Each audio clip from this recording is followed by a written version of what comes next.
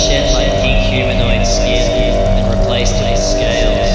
I ripped out my lungs and replaced them with gills. Now I live in the bath, and you can only see me if you know where the bath was.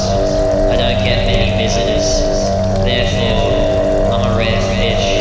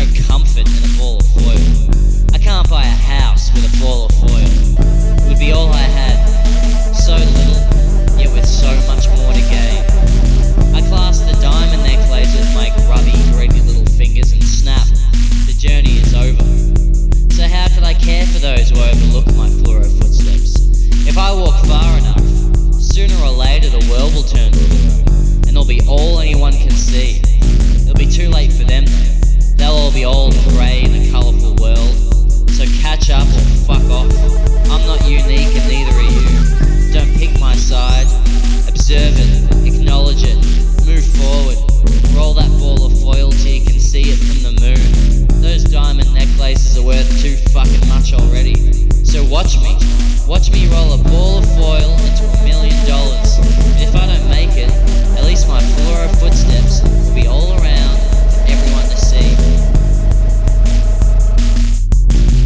They'll be all around for everyone to see.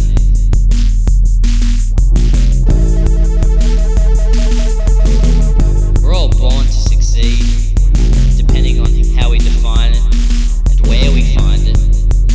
If it's from a townhouse in Kew that overlooks the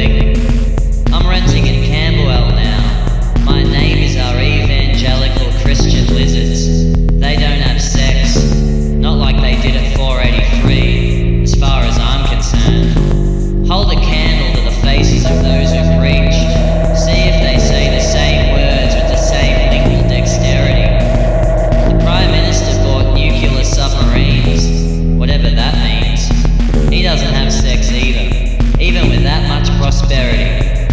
I buy my shoes second-hand in an attempt to learn how to be empathetic. I wonder where the Prime Minister buys his shoes.